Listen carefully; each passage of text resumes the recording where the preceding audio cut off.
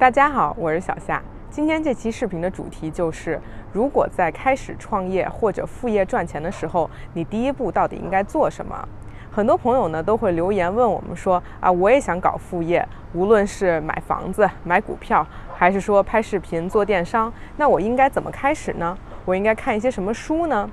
那我就想说，其实你现在啥也不用看了，就去做吧 ，just do it。当然了，今天我也会拿我们拍视频的前后经历呢，给大家做一个例子，希望今天的视频能够对你有所帮助，希望大家一定要坚持看完。那很多人开始一件事情的时候呢，往往在准备和策划上面花特别多的时间。其实这一点上呢，老麦就有这个问题啊。因为我们一开始做视频这个事其实是他的主意，但是在他准备的过程中呢，去看了很多其他的视频博主关于如何选材、如何写脚本，甚至用什么拍摄器材，然后甚至比如说频道名应该怎么起，他自己应该怎么称呼自己等等，七七八八的，不断的和我讨论他的 idea， 前后大概有2个月吧。直到有一天我实在忍不了了，架起手机跟他说，就今天，咱们今天就开始拍。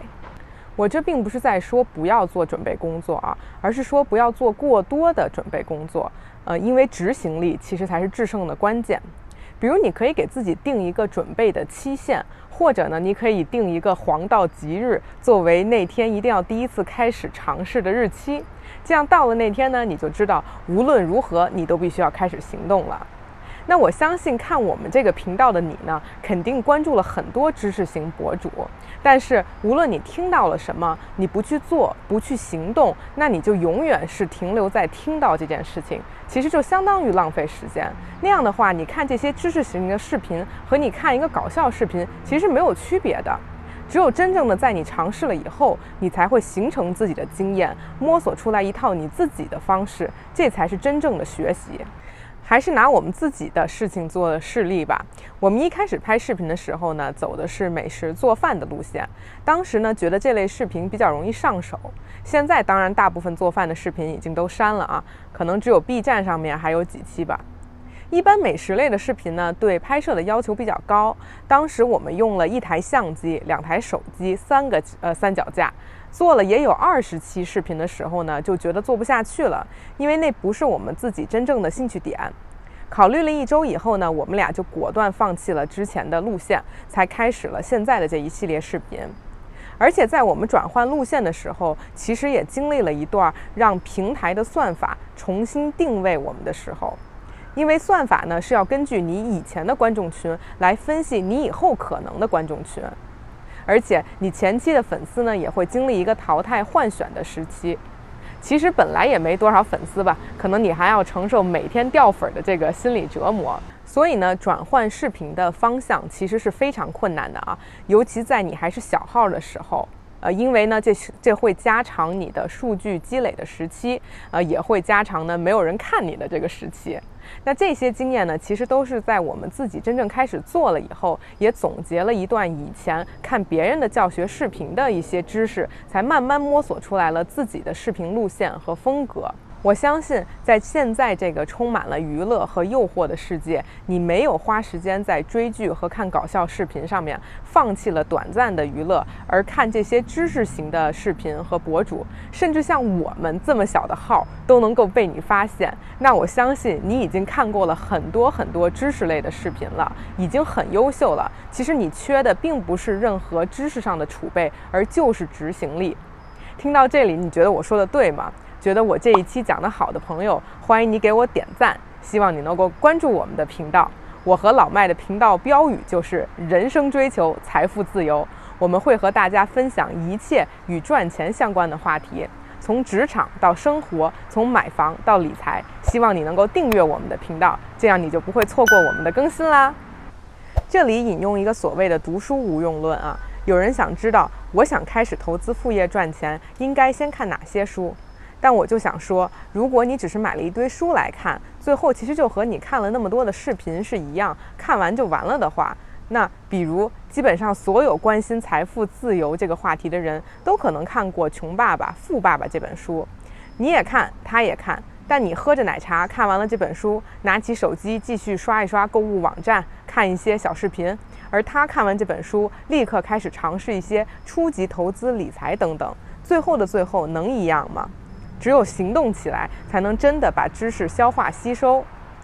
其实我也能理解啊，很多人想要看别人的分享，其实是希望自己能够多吸收不同的知识点、不同的观点。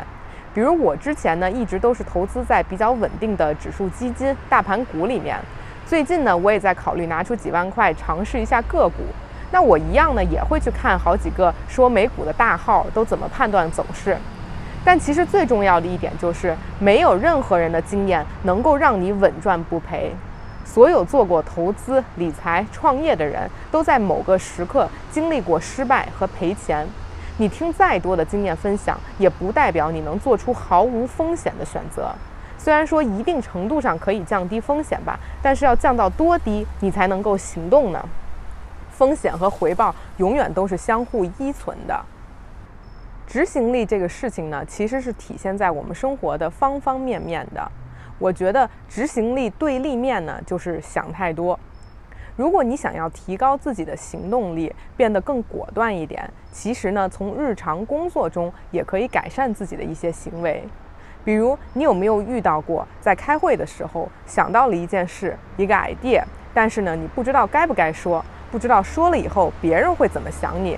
犹犹豫豫，结果呢，最后被别人提出来类似的想法，然后别人呢还被表扬了。结果你在自己开完会还暗自后悔，哎，我怎么没说呢？